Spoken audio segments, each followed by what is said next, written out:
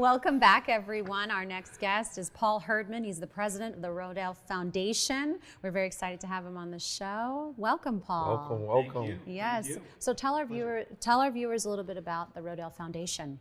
Well, first of all, I got to say that I'm a fourth also. You guys mentioned that, so I think there's something happening today. I'm Right, the youngest also. Right, there we go. And I think basically was spoiled. My older siblings basically said that my parents kind of gave up by the time I came around. So you were the baby. Yeah, I was the baby, yeah. Oh, spoiled with love, you two. Yeah. I was not Also the baby. tallest. Right. Yeah. So Rodale is an organization that works to partner to transform public education in Delaware. And so we connect the dots between organizations that are doing work on the ground with state level policymakers like the governor and others to make large scale change happen. Nice. Excellent. What are the key areas that Rodale focuses on? We work on a range of things, starting with early childhood education.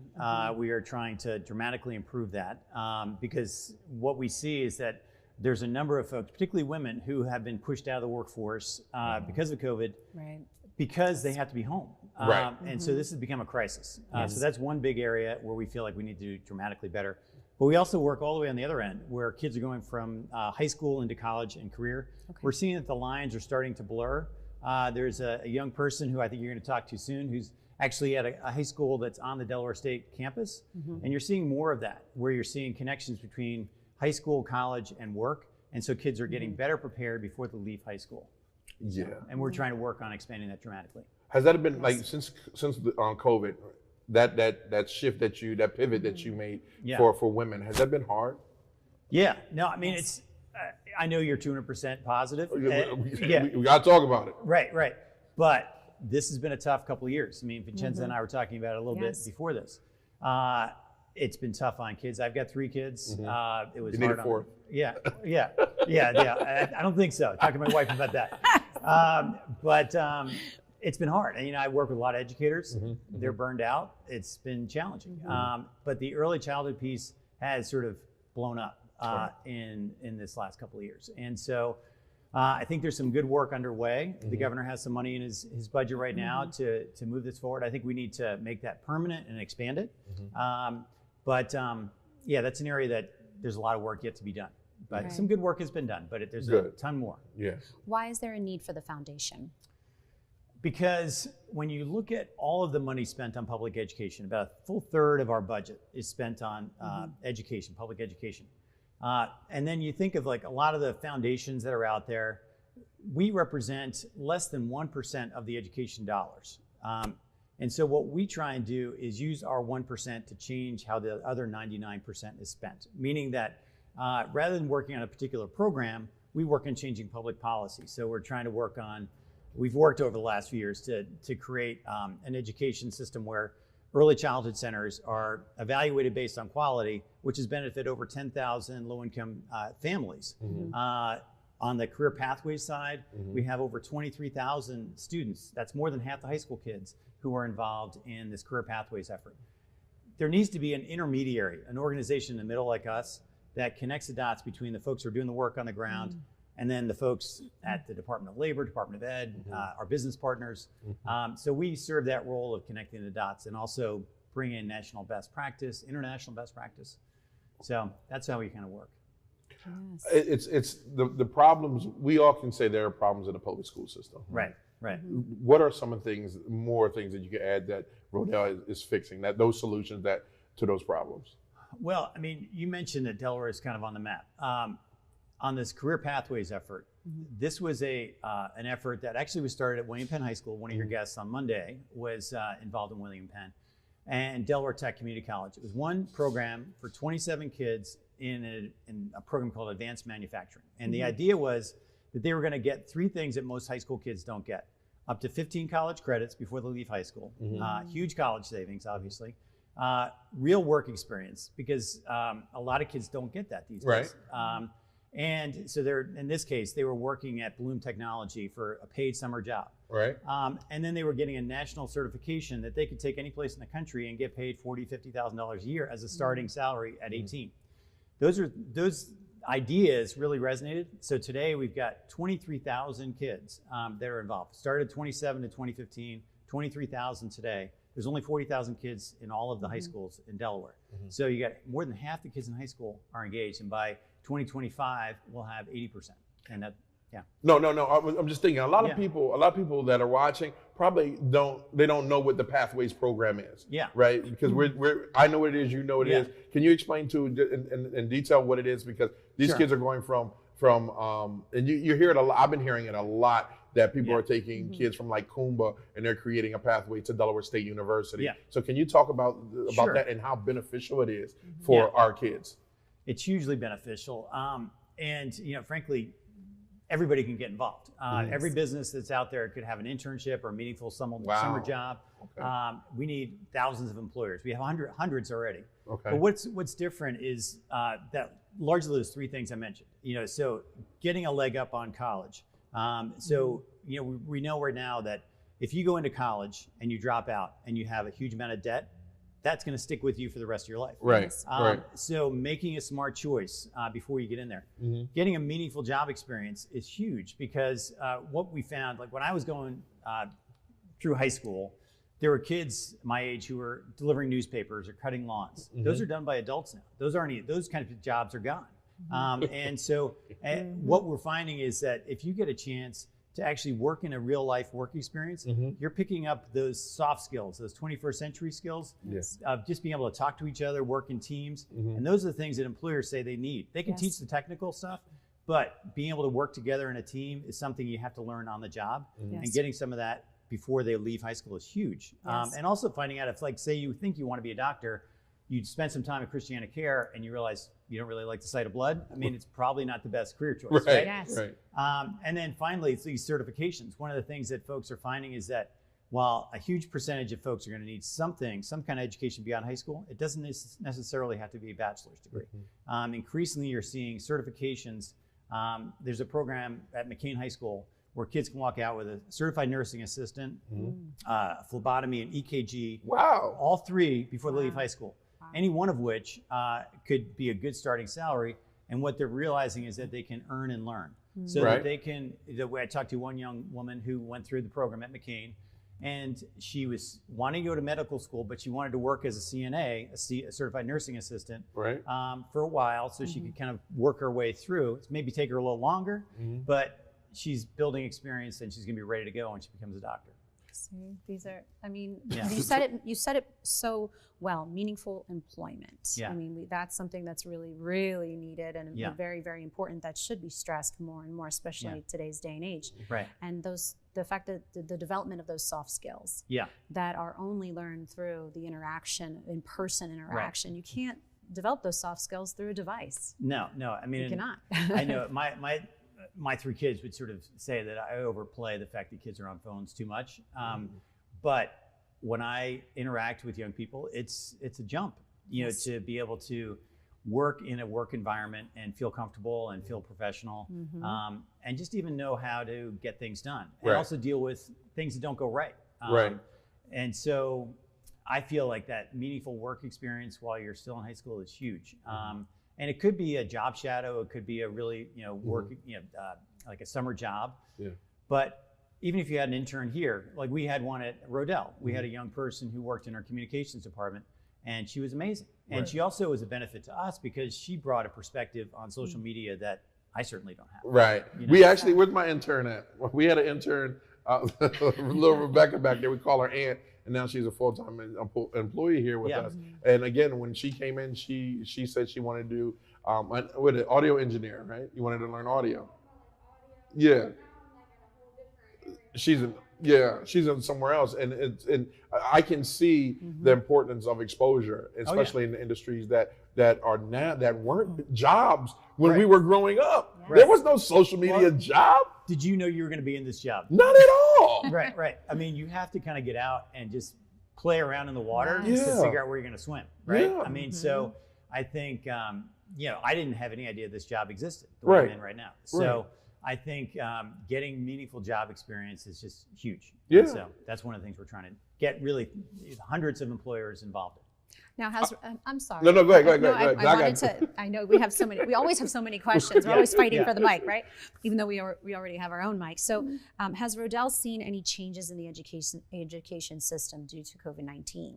Oh yeah, huge. I mean, I think it's one of the big things, and I mentioned this to you earlier, but Vincenza, the work you did on literacy back in high school is something that we see a huge need for now. I mean, because what you're realizing is that kids, in many cases, particularly Black and brown kids, low-income families, lost the better part of 2 years. Yes. And not only the academic process, but also that social emotional piece, just the connection with other kids. Yeah. So there's a huge need for folks to get caught up. And so literacy programs, Reading Assist, Read Aloud Delaware, there's a range of different programs. A number of the high schools are partnering with the elementary schools. There's a huge need for that. And I think the other thing is, if you have an educator in your family, I was a teacher for 7 years, give them a hug, because this has been a tough couple of years. I mean, I know I run, and one of the guys teaches at one of the schools downtown here, and he's like, I don't even get time for lunch nowadays. Like, basically, I work while I'm eating my lunch because we're short-staffed. We don't have subs, and it's hugely stressful on the ones who are still there.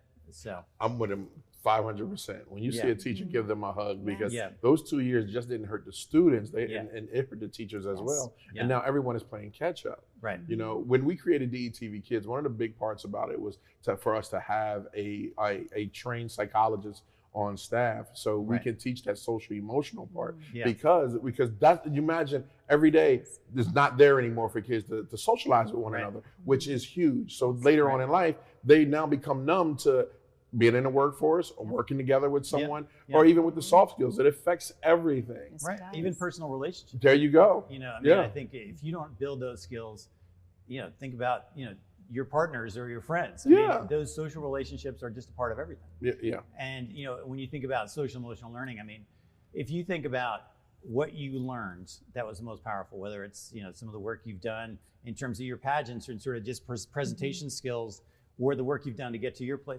you probably learned most of those things by some kind of emotional and real experience. Yes. I mean, it was probably not by reading something. It was actually going through it and having that sort of deep connection to it. And so when I think of learning, I think all learning is social and emotional. I mean, you're having to connect with other people. You're having to have a personal connection to it.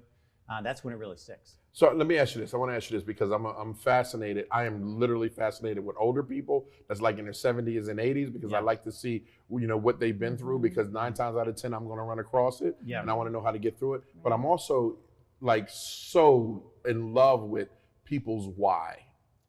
What's your why? So my why is kind of twofold. I've heard that you're a military dad, so my dad came here from Puerto Rico. His dad was from Puerto Rico. His dad actually ended up going back to Puerto Rico, and he grew up poor, just with a mom. They ended up living with relatives in East New York. And when he went to finish high school at 17, he and his brother both enlisted. So my dad went to the Navy, his brother went to the Air Force. And long story short, but he was a good basketball player, and he traveled around the world. That was the first time he'd ever really left his neighborhood. And through the GI Bill, when he came back, he said, I want to go to college. And he would be first generation college goer.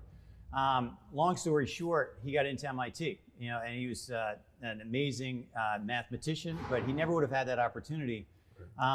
But that really changed the trajectory of my life, in the sense that all 4 of my siblings and myself went on to college.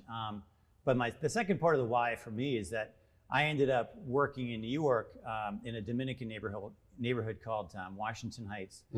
And I worked in a school that was considered a dropout factory.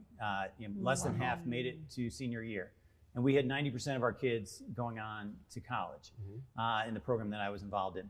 And so for me, that was the first realization that it wasn't the kids that were messed up, but it was the system. And so, since that time, that was 30 years ago, I've been focused on trying to change the public education system. Wow. So, Yeah. That's a good why. That's a heck of a why. Yes, it Yes, is. can someone get him a cape, please? Jeez. But I mean, it's part of why I love Delaware. When I came here, and I think you guys are emblematic of this in the sense that it's easy to give back here. Yes. And I mean, I lived in DC before this, and actually in Bethesda, and I was on no boards. In Delaware, I'm on about 5, and I do like 3 other things on top of that. And you guys, I'm sure, are involved in a million things. True. And so I think that, to your viewership, I mean, that is the beauty of Delaware. The ability to be able to give back and have a meaningful impact. Yeah. You can't find that in most communities. Yeah. So that's why, this has been a really great fit for me. Yeah. Awesome. And I can tell that it is a very great fit for you. You're so passionate about the foundation. You're passionate about what you're doing. And that's what is going to set the standard for continuing to thrive and be successful. So thank you for what you're doing. Now, share with our audience a website or any social media platforms that they can. Is there a need that you need? Yeah. Because we got a need camera over here. Yeah, sure. So there's a broad range of advocacy efforts on the early childhood side. You can go to rodellde.org and you can see any number of ways to get involved.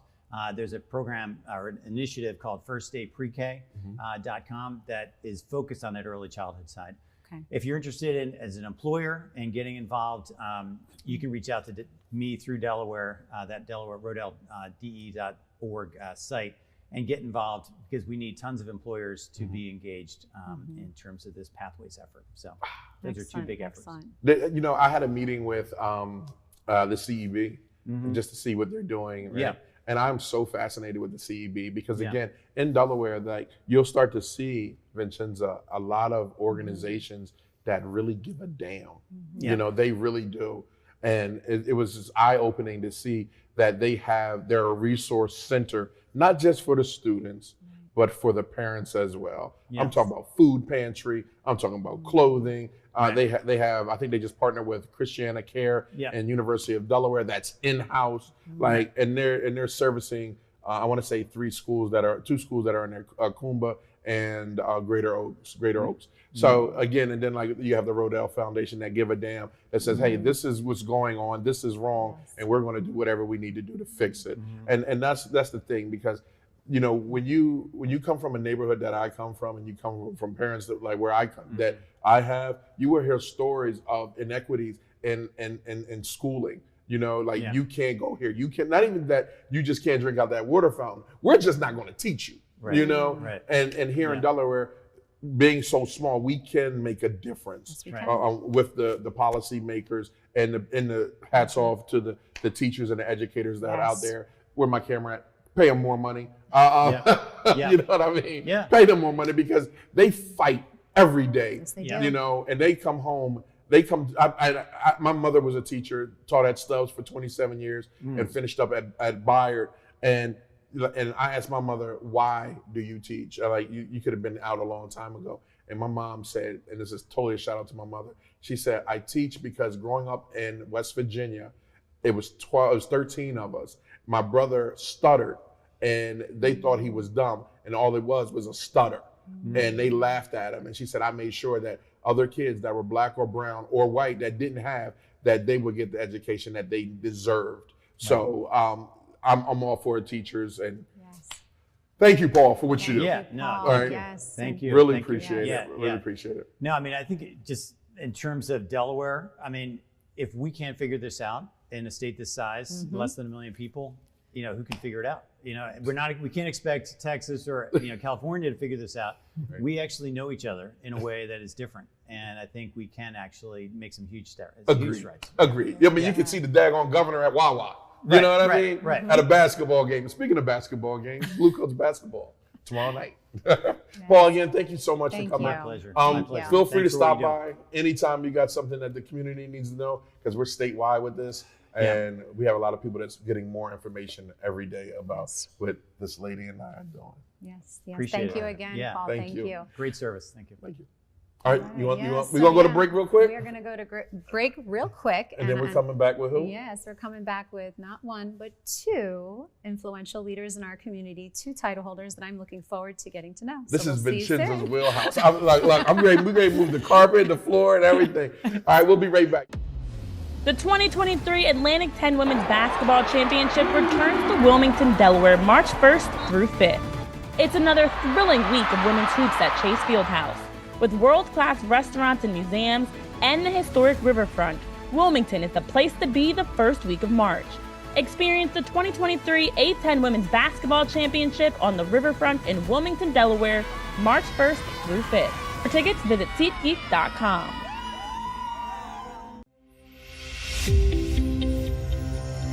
Welcome back, everyone. We have our first guest on the show, Rashima Dixon, the owner of RD Innovative Planning. Welcome, Rashima. Thank you for having me. Yes, of course, our pleasure. Let's dive right into things. What is RD Innovative Planning? So its mission is to make sure that communities have everything that they need, right? So that's the resources, the services that a lot of times we see gaps in, right? So if you go to certain communities, a lot of times you see there's no health care, there's no nutrition, there is lack of education. So our company comes in and kind of helps with stabilizing a community, for example. So we'll bring in resources around health care, around education, youth development, and more recently we've been doing some work around workforce development. But we want to make sure that communities have, the optimal time in order for them to actually grow, right?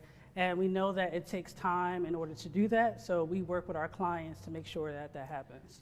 How did you come up with it? Because I know before, if you're just tuning in, like we're here with the Honorable Rashima Dixon, and you were City Council at large. I was, yes. Was it a brainchild after, during council when you started to see what communities needed? No, so actually I started RD Innovative Planning 10 years ago. Okay. And so part of what the work that I was doing in council kind of enhanced that work in some capacities in order to see what more of the gaps are that exist.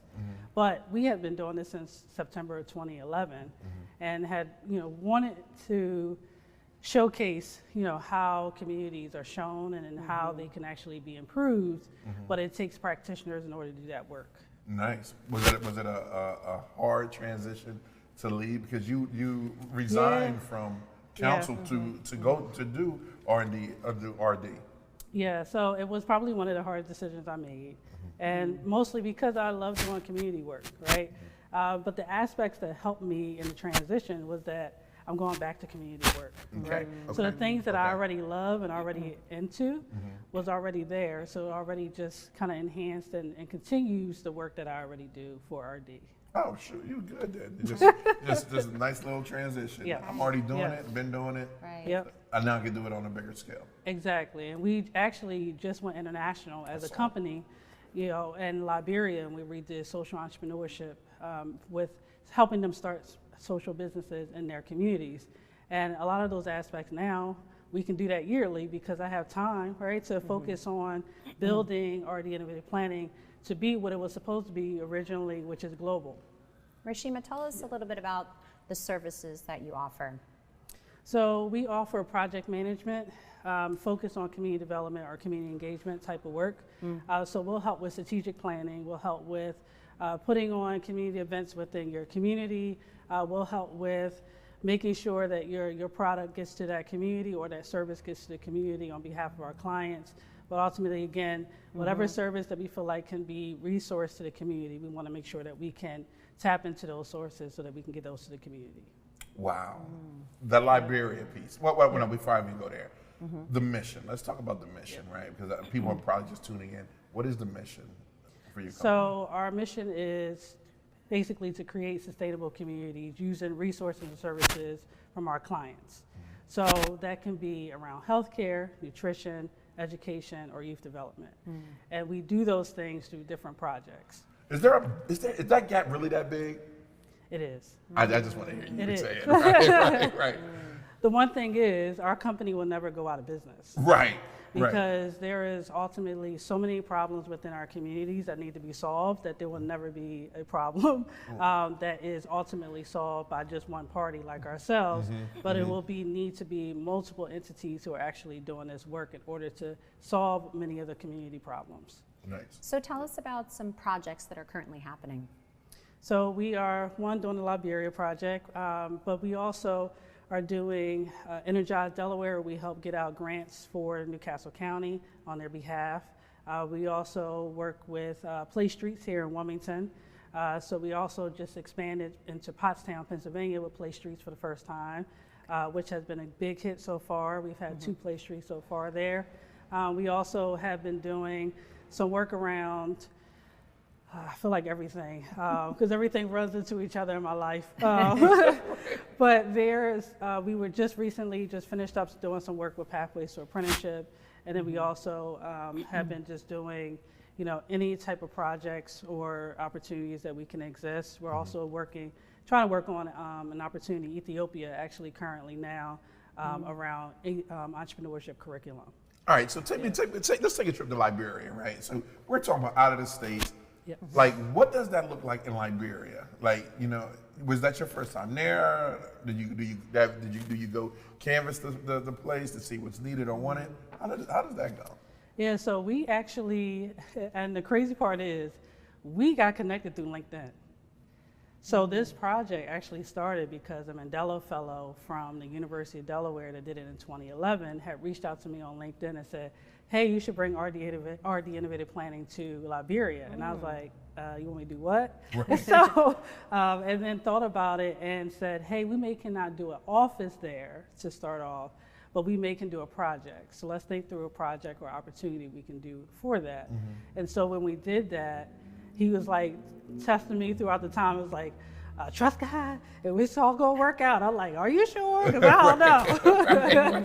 and actually, it worked out beautifully, and we actually got to experience a week long in Liberia, where literally 25 social entrepreneurs came together. We put them in teams of 5. We had them work on specific projects for 3 days, and literally they pitched on day 4.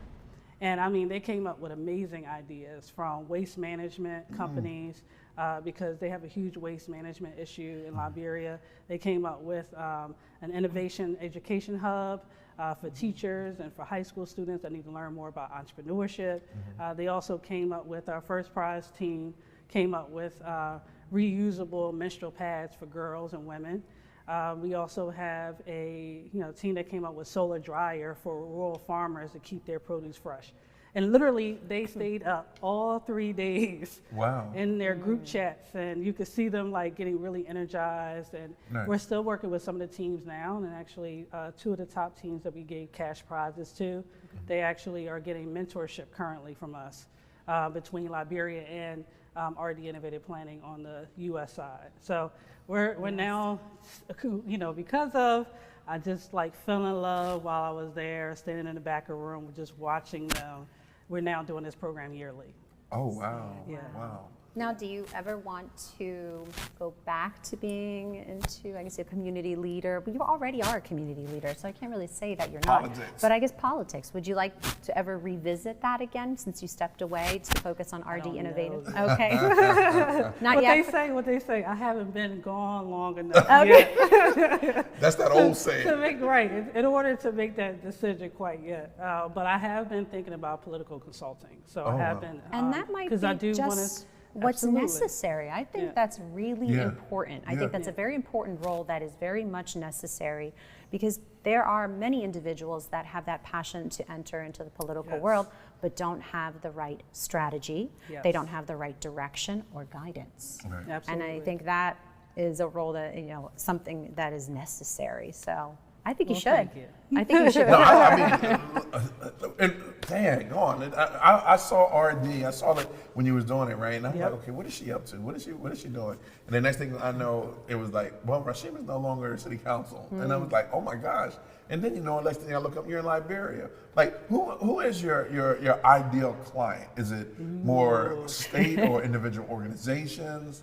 So I recently reached out to the Obama Foundation because I would love to do some work with their foundation. That's like one of my dream organizations, to do some work with them. They're building out the whole Obama kind of center inside, presidential center there. And I would love to just be a part of that process and see how community is incorporated into that process. So that would be like my ideal client, if I had a dream one. Right.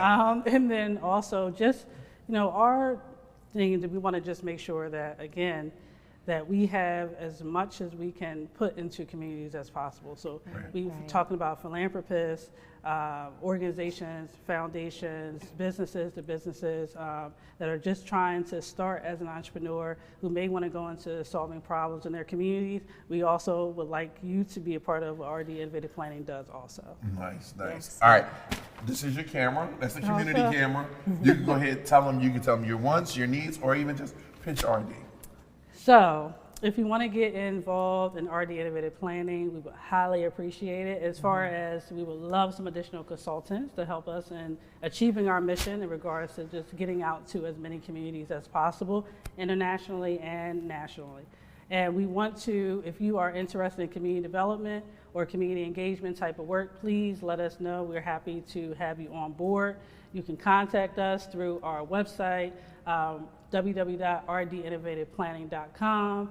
You can call me, which is 302-635-0767, or you can email us at rdinnovativeplanninginfo@gmail.com. And then if you would like me for a speaking engagement, then you would go to info@purposepragency.com. Excellent. Appreciate it. Thank you so much. Thank I'm you. ready to call you Councilwoman again. Not yet. The title still carries. The title's still there. Yeah. Right. Yes. Well, thank you so much for coming. We really appreciate you. And I don't believe in luck, but I wish you the total best of blessings for your company. And again, thank you for doing what you've been doing, and that's been caring about the community. Absolutely. Thank you so much for having me this morning. Do More 24 Delaware is gearing up for another impactful year and needs your help. In 2022, Delaware's largest giving day raised over $2.6 million for 452 nonprofits throughout Delaware, fueled by more than 12,000 donors from around the world, including every city in Delaware.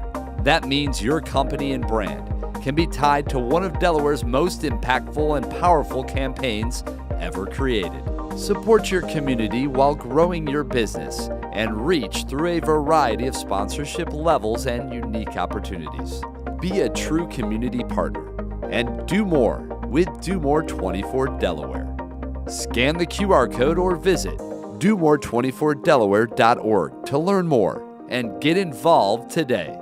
domore24delaware.org is powered by Spur Impact and the United Way of Delaware. Welcome back. Our first guest this morning is a woman who believes behind every successful woman is a tribe of other successful women who have her back. And she has dedicated her life to that statement. Please welcome to the plaza the founder of I Am My Sister's Keeper, Miss Charlotte Miller Lacey. How are you? Welcome. I am absolutely wonderful. Thank you for having me. Thank you. I'm excited. You excited? We've been on a roll now, meeting wonderful people that are doing great things. Yes. So this right here is just a beautiful lady doing a beautiful thing. So, okay, Miss Lacey. Now we got that out of the way. Okay. We're gonna act like we don't know each other. Okay. Right. Yes. Okay. Yes. What is I Am My Sister's Keeper? So, I Am My Sister's Keeper is a mentoring program for young girls ages 6 to 24. Oh, wow. Monday was International Day of the Girl. I Am My Sister's Keeper has every day as National Day of the Girl to help them grow, thrive, and find out their why, who they are. It always amazes me when I hear people say, be your authentic self. At 12, what is that? You know, how are you being authentic? I see her over there, I like her hair. The other lady over here, I like her boots, and I put that on, and that becomes me. but I'm still not figuring out who I am. I'm just picking some things. You know, I like her music because she seems to be popular with everybody. Okay, so I'm gonna like that music too. So you start pulling on those type of things. So you're not really finding out who you are. Right. I Am My Sister's Keeper have established that through relationship building, exposure, and opportunity is the way to find out your authentic self and who you are. And we make sure we do that through a mentoring program. This program actually started out of alternative placement. So I was the director of student services for Parkway Academy. And alternative placement is where our children are taken out their comprehensive school and sent to alternative placement to, quote, get it right. And then they're sent back.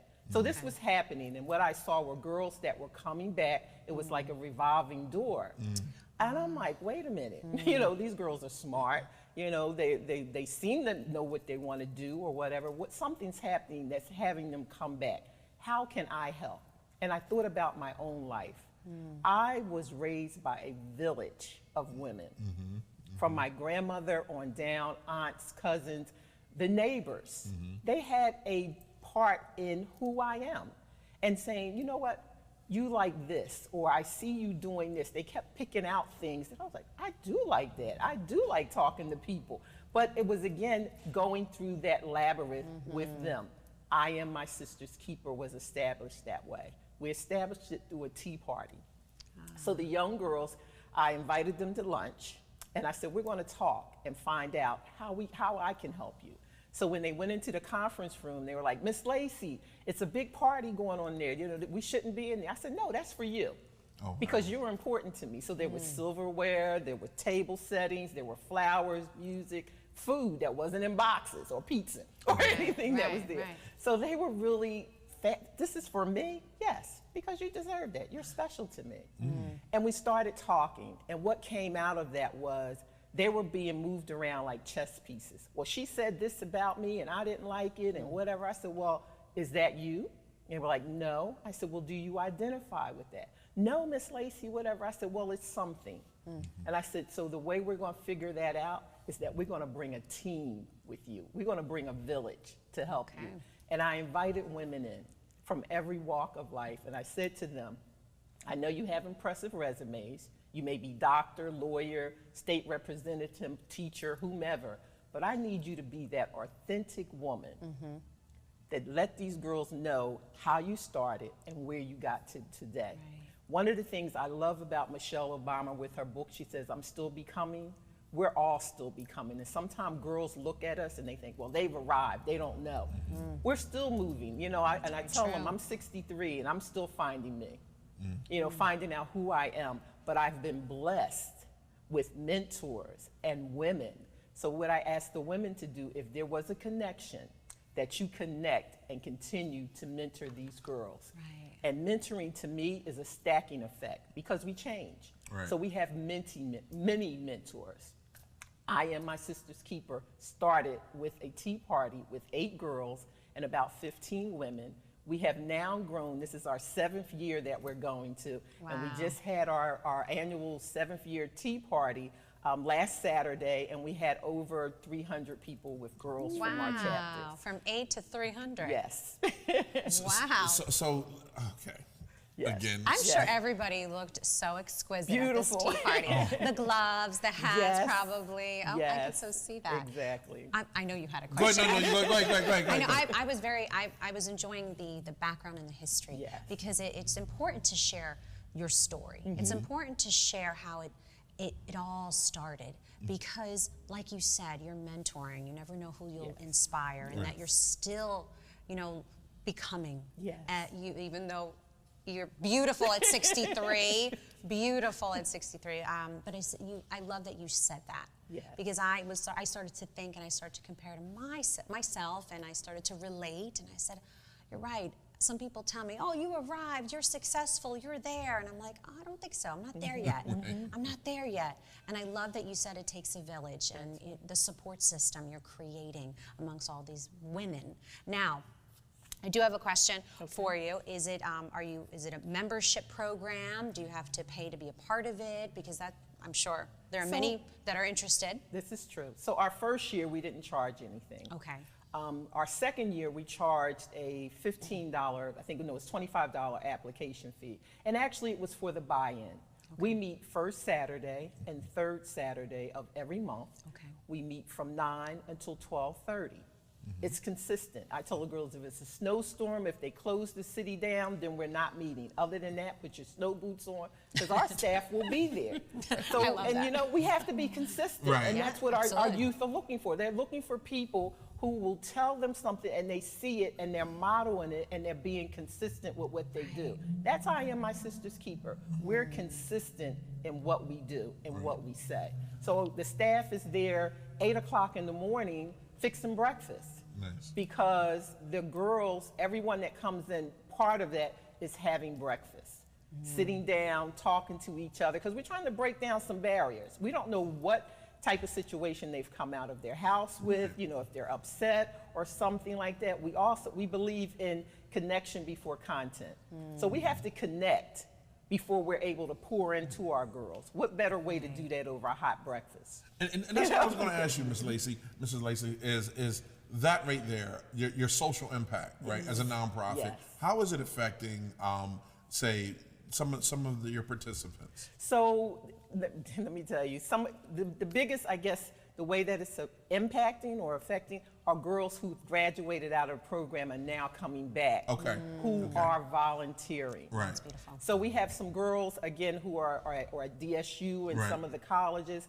They're coming back. Right. And they're like, we want to give back because Nice. you were selfless in giving to us. Give me your most touching story. Most touching story. There's a young lady. She came to our program and she, you know, through a cousin, and she was just sitting very quiet, very quiet. And we would try to talk to her. She would give us one answer or something. She kept coming back. And one Saturday, she said, I want to join. I was, okay, you can join, like that, whatnot. And so she started coming, and we started seeing her coming out of her shell. We were at a meeting, and at that time, it was Councilwoman Sherry Dorsey Walker came to our meeting, and she came, she said, do you know who that young lady is? I said, no, I mean, she's a part of I Am My Sister's Keeper, like that. She said, she is one of the biggest gang members in the city of Wilmington. Wow. Whatever she says happens and goes. And I'm like, huh? Like, this young lady right here? She said, yes. Like that. She finished the program. She's graduated out of high school. And she said, you saved my life. Wow. Wow. She continues to come back, and she makes sure that her sisters and other family members Nice. are a part of I Am My Sister's Keeper. Wow. And she comes back every year to kind of talk to them, will come and volunteer when she can, whatnot. That's my biggest story, but there are many, I'm many sure. more. I'm sure. Yeah. Many I'm more. sure. I appreciate you sharing that story with us and our viewers, because clearly your program has such an incredible impact on the young, on all the young women that come through it, and the fact that you are able to change someone's path, or decision making, or provide them support. And I think that is something that I always say that we're lacking in our youth, but I think that we've come a long way. I think there are many mentor programs, not just for young women, for young men as well. I think we've come a long way. Looking back at when I was younger, I wish there were more mentor programs offered for me. I was very fortunate. I did have a great support system, my mom and my dad and my brothers and my sister. But having a mentor outside the family, I think is just way more impactful. And to have this opportunity available to so many young women for so long. You said 7 years now? This is our 7th year. 7 years. 7 years. And many more to come. Many more. Many I more. think one of the exciting parts are listening to the parents and the mothers that say, Miss Lacey, I wish I had a program like this when I was coming up. You know, and they say, and what they say, our daughter. That's what they're saying now, like our daughter. Right. We're supposed to say, oh, she graduated, like our daughter graduated. I was like, yes. I can only imagine that the number of that you're getting for people graduating, the kids graduating. Yes. Let me ask you, the program, what programs do you offer, and what are the age groups? So we have a lot of new ones since we first started. So when we originally started, it was 12 to 18. Okay. But then some of the little girls, like their sisters or siblings and whatnot. And then I have granddaughters. I have 8 granddaughters like that. And they were like, I want to be an MSK girl. It was like, oh, like, so we started MSK, Next Generation Confidence Club. And that's girls for 6 to 11. Okay. So it's building self-esteem, and we're also introducing STEAM early to our girls. That's science, technology, with STE, AM, Right, that's amazing. Through the program with them. So they're starting to learn the technologies early, science and technologies early in the program. Our next program is 6 to 11. Right. And then we have our 12 to 14, which are our future change makers. And then we have 15 to 18, which is our dream chasers. And then we have 18 to 24 as next chapter, because they've graduated. I love these names. They're going on to do great things. They're either, some of them are mothers now. They have households that they're putting together, and a lot of them are now in college and they're second year and whatnot. I'm like, oh my gosh, oh my goodness. But it amazes me how my cell phone just continues to ring. Hey, Miss Lacey, you know what? Remember what we said that happened? This would happen in group or whatever, and this is how we do that. I did it, and it was okay. I was able to get through this, or I did this, or I reached out to that person. I know you say make sure someone hears my voice, and I was able to tell them or show them, and that just, yes. Right. Yes. Charlotte, you can tell that they trust you. Yes. And that's important, building trust, that they can call upon you, whether it's to share something good or share something not so good. Exactly. And that's, I think, lacking, and the mentorship program is very, very important to have. But I think your program is even more empowering because you're empowering women of all different ages. I'm sitting here thinking like, Maddie what is Maddie doing? I was just going to say, Maddie needs to join. Yes. Because I love that. Because one of the things, Vincenza, what works well is representation, right? And when you have, like, I have a daughter that's 9 years old, she needs to see someone outside of her mother, right? And like, doing great things. And along with people, her age and her background doing it as well. It's like herd mentality, right? And I think that it would be definitely great. I was really sitting here thinking like, if I move Maddie from cheering to have her be a part of this, because this in development, she's developing and trying to find, this morning, getting her dressed for school. And her mom calls and says, Maddie's been picking out her own clothes. She likes these, she likes bell-bottom pants now, and she likes this now, and she likes that. And I'm like, and when you said it, I'm like, yeah, she's trying to find herself. And I was like, oh my gosh. But as men, right, we don't understand how you ladies think. And I'm like, yeah, she really is trying to find herself. So I get it. Okay, don't worry about it. I'll sign up. Sign her up right away. Sign her up. I'm sorry, Charlotte, the name of the programs, did you name these programs and create them yourself, or was there a team of people? So when I initially started this, I had a program for women, and it was called My Sister, My Friend, I Celebrate You. My girlfriend and I had been friends since kindergarten, and my in-laws were celebrating their 50th wedding anniversary, and they said to each other, we've been together 50 years, we should have some kind of celebration, a girlfriend celebration. So we started pulling that together and bringing women together who were celebrating each other. And I think we picked up breast cancer awareness, women who were, we would give an award out to women who were breast cancer survivors. And we started with that, and the women were 25 and older. Working through Parkway Academy, I said to them, listen, I want to start another program. I Am My Sister's Keeper for girls who are 12 and up. Because the stories that were coming out of the groups that I was in, women at 25 and up do not know their why.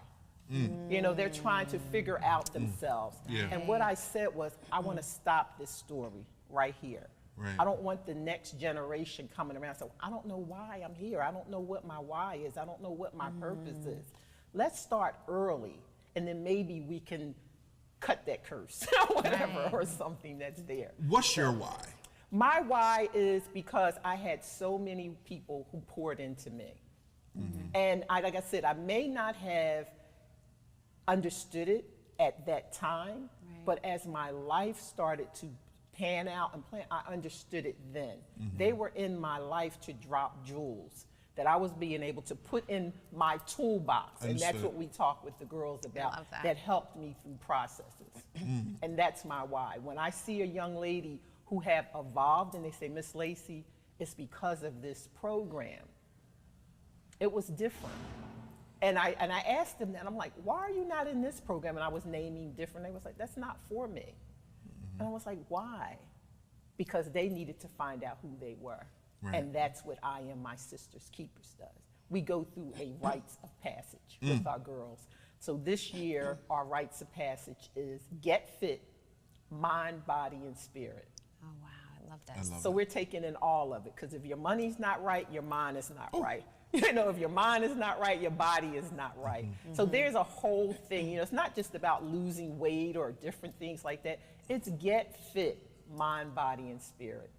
So we're working with our girls this year, and we're real excited about that. I told them we're going to do the Markel walk, that's 7 miles. You know, I've done. I said, Miss Lacey has done it. No excuses. Come on, no excuses. Come on, Vincenzo. Come on, Vincenzo. Let's hit up. It's 7 miles one way. You know? Come on, Vincenzo. Come on, he's already pulling me. Ivan always likes to volunteer me for things. I love, don't get me wrong, I love supporting events. Anything that's going to really push my endurance to another level. He's like, come on, Vincenzo. Just like he volunteered me for the polar bear plunge. Let's put Vincenzo in ice cold water. Look, Miss Charlotte, look, can you tell, this is the community camera. Yes. Tell them about the event that you have coming up and invite them. Yes, so the event that we have coming up is December 3rd. And this is with a lot of different nonprofits as well, female-led nonprofits. And this is all about, again, the International Day of the Girl. We're extending that through the year. So this is our Get Fit, Mind, Body, and Spirit. It's December 3rd from 11 o'clock until 4 o'clock. You can actually go on our social media pages to see what it is. And just come out, just register for it. It's just $10 to register. But it is filled with a wealth of understanding and knowledge for that day. We're going to have a good time. Awesome. Good luck with the Vincenzo event. and I will be for that walk. Yes, we're going to have a great time. Thank you so much for coming. Can you let us know, like, the website? Okay. What's the website? So our website is www.iammsk.org. Awesome. Can I tell you about something else that we have? Go ahead. Okay, so we're announcing this today. Go ahead. Okay. So I Am My Sister's Keeper again. Is this an exclusive? This is an exclusive. Okay, go ahead. Okay, so I Am My Sister's Keeper is so excited. We finally have our own building to put our name on. Come on. Wow.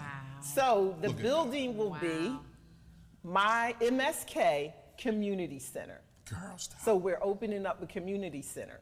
Not just for girls, this is for everyone. This is from youth to seniors. We want to bring everybody in to make this building a beacon in the 6th District of Wilmington, Delaware. Wow. Won't he do it? Won't he do it? I'm telling you, we asked for a building, he gave us a mansion. I'm gonna tell you. So we are so excited.